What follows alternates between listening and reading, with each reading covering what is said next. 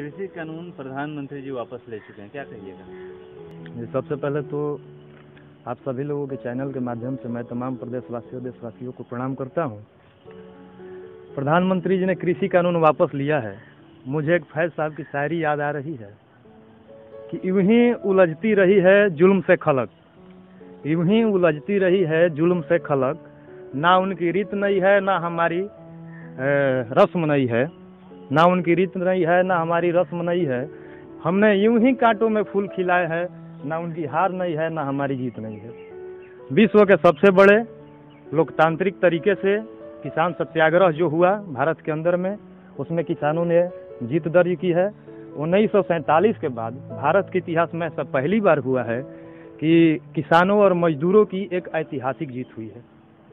मैं इसको केंद्र सरकार बनाम किसानों की लड़ाई नहीं मानता।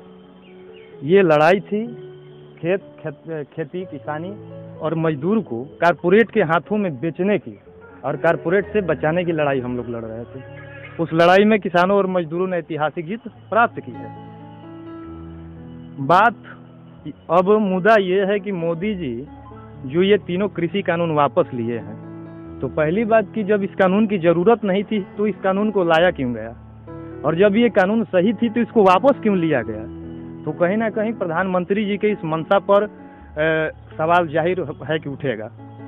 पहली बात, आपने जो ये तीनों कृषि कानून लेके आए वापस लिया, उसमें अभी तक देखिए बहराइच के अंदर में दलजीत सिंह का एक परिवार था।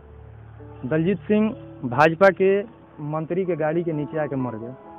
मैं एक दिन टीवी पे उनके वाइफ का रिपोर्ट देख रहा था, उसमें हमने देखा कि उनकी दो छोटी छोटी बच्चियां हैं, एक 12 बरिस के और 16 बरिस के। तो अब उनका क्या होगा। आज आपने कृषि कानून वापस ले लिया है तो उनके परिवार का क्या होगा। 14 महीना लगभग समथिंग 14 मंथ ये जो कृषि कानून के खिलाफ में आंदोलन चला किसानों का, और इसमें 700 प्लस समथिंग लोगों ने अपनी जान गंवाई है। और हम किसान मजदूर जो है, हमने आज़ादी के पहले भी अपने शहादत देकर आज़ादी प्राप्त की है, और आज़ाद भारत में भी हम क्यों शहादत दें अपने हक और अपने न्याय के लिए, अपने अधिकार पाने के लिए हम क्यों बार बार हम ही शहादत दें। जमीन पे हम मरे और सेना में, मिलिट्री में, बॉर्डर पे हमारे ही घर के बच्चे क्यों मरे। क्यों नहीं लग्जरी गाड़ियों से चलने वाले, 4 व्हीलर से चलने वाले इनके बच्चे क्यों नहीं बॉर्डर पे जाके शहीद होते हैं। ये देश के किसानों की जीत तो हुई है, मैं सबको बधाई देता हूँ। लेकिन अब सवाल ये है कि जो ये 700 लोग मर गए हैं उनके परिवार का क्या होगा। मैं कहूँगा कि प्रधानमंत्री जी देश के सामने आकर माफ़ी मांगे, अपनी गलती जो की है कि इस गलती के वजह से, क्योंकि उनके नीतियों के वजह से 700 लोग मरे हुए हैं, और इससे ना सिर्फ लोग मरे हैं, देश का अर्थव्यवस्था चौपट होने के कगार पे है। जो सिंघू और दिल्ली बॉर्डर पे जो किसान घेरा डाल के बैठे थे, तो कहीं ना कहीं ट्रांसपोर्टेशन व्यवस्था बाधित रहा, सामान का आवागमन बंद रहा, दिल्ली के अंदर में पूरा व्यवस्था चरमरा के रह गया।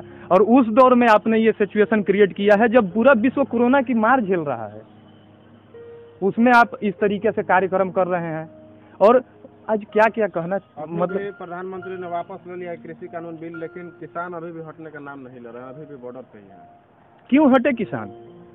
आपने देखिए, आप लोग को एक चीज बताते हैं, कोई भी जब कानून बनता है तो उसका एक सिस्टम होता है, लोकतांत्रिक तरीके से उसको संसद में पास कराया जाता है, राष्ट्रपति का सिग्नेचर होता है।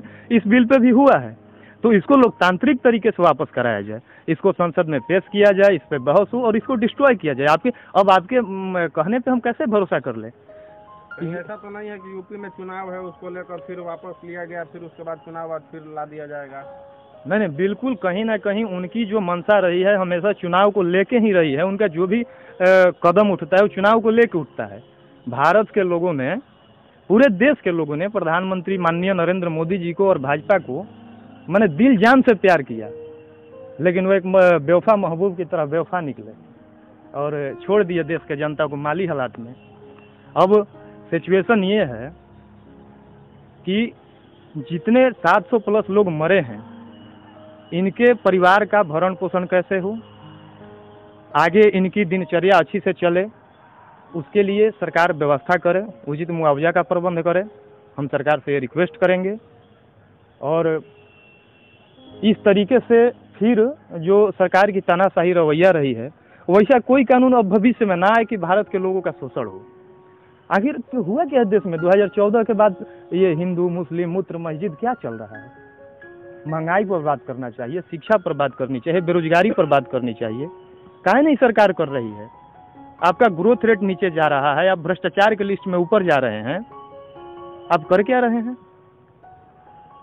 तीनों कृषि कानून लाए, क्या मंशा क्या था कृषि कानून लाने का? ये कृषि ही सेक्टर बचा हुआ था जहां कारपोरेट्स का एंट्री नहीं हुआ था। आपने इस बिल को ला करके कारपोरेट्स का एंट्री कराया। कहीं ना कहीं जो आपके मित्र है अडानी जी और अंबानी आ गया। इससे जो केंद्र सरकार की मिडिल वर्ग किसानों और मजदूरों के प्रति जो दमनकारी नीतियां है, उन नीतियों की हार हुई है। मैं नहीं मानता कि सरकार की हार हुई है, ये नीतियों की हार हुई है, जिससे कि तमाम देश के मिडिल वर्ग को कुचला जा रहा है। आप बताइए, जो अमीर है कारपोरेट्स है वो तो अमीर है, जो निचले तबके पे लोग हैं उनके लिए भी सरकार कुछ ना कुछ व्यवस्था की है। मिडिल क्लास का क्या है? किसानों को कई बार ऐसा भी कहा गया कि खालिस्तानी है, ये है वो है, दंगा कर रहे हैं, इस तरह का कई बार उन लोगों को कहा गया और बोला गया। उससे क्या करना है? अरे सर, आप खालिस्तानी की बात कर रहे हैं, क्या क्या नहीं बोला गया किसानों को? गुंडे, आतंकवादी, नक्सलवादी, और मतलब भाजपा के नेता और मंत्री तो ऐसा ऐसा वर्ड इस्तेमाल किए हैं किसानों के लिए। आज जब बिल आप वापस लिए हैं, किस मुंह से माफी मांगिएगा उन लोगों से? एक बार जाइए उन परिवार के घर जाके देखिए जो मर रहे हैं, जो 700 लोग मरे उनके घरों में जाइए, देखिए आज क्या स्थिति है। वो किसान है, वो खेती करते हैं। और भाजपा के एक मंत्री का बयान आया था कि किसान नहीं है, किसान जींस पहनता है, किसान 4 व्हीलर से चलता है। काहे नहीं चलेगा किसान 4 व्हीलर से? क्यों नहीं चलेगा? पंजाब और हरियाणा के अंदर में बहुत सारे वैसे किसान हैं जो गांव पे खेती किसानी करते हैं, उनके बेटे कनाडा और ऑस्ट्रेलिया के अंदर में पोस्टेड है, नौकरी कर रहे हैं, जॉब कर रहे हैं, बिजनेस कर रहे हैं। क्यों नहीं उनका बेटा चलेगा 4 व्हीलर से? आप किसान, हम पूछते हैं किसान अगर चल ही रहा है 4 व्हीलर से, आपको क्या दिक्कत है? क्या आप चाहेंगे कि आपके सिर्फ मित्र और कारपोरेट मित्र चले, अबानी अंडानी जी चले? मतलब मंत्रियों का कहना है कि किसान 4 व्हीलर से नहीं चलते हैं और जींस नहीं पहनते हैं, किसान एक साधारण वेशभूषा हाँ में रहता है। हाँ, ये स्टेटमेंट आया हुआ था। देखिए, आपको एक चीज बताते हैं, किसान बहुत कुछ मांग नहीं कर रहे हैं। मंदसौर गोली कांड के बाद इस देश में किसानों को सिर्फ 2 ही मांग थी। पहली उनकी मांग रही कि जो कृषि में लागत मूल्य है उसके 1.5 गुना ज्यादा पर उनकी जो खरीद है उसको सुनिश्चित किया जाए, और दूसरी मांग थी कि उनकी कर्जा को माफ किया जाए। यही सरकार थी ना मंदसौर में, भाजपा की ही सरकार थी, किसानों पर गोली चलवाई थी। तो सरकार ने किसानों की बात ना सुनने के बजाय अपने दोस्तों की बात सुनी, कारपोरेट मित्रों की बात सुनी, और उनके लिए हर एक कानून लाया जा रहा है। आज बताइए, मोदी जी और उनके जितने योजनाएं हैं, नोटबंदी में कहा गया कि नोटबंदी को लाने से नक्सलवाद खत्म हो जाएगा, भ्रष्टाचार खत्म हो जाएगा। हो गया? हम आप ही लोग से पूछते हैं, देश की जनता से पूछते हैं, हो गया? कि एक ही टैक्स लगेगा और पूरे देश में महंगाई घटेगी।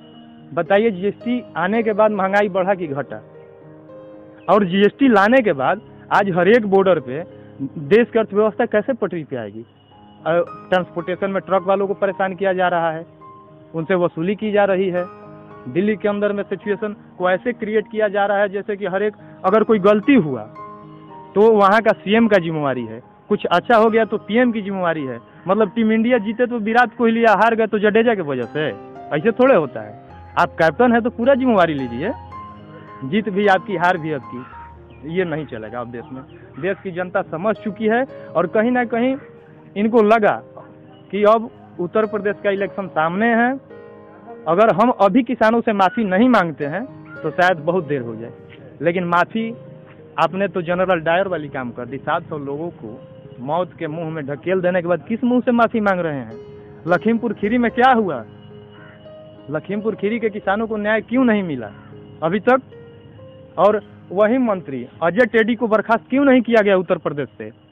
अजय टेडी आज भी बड़े बड़े मंचों को साझा कर रहे हैं, भाजपा के साथ में हैं।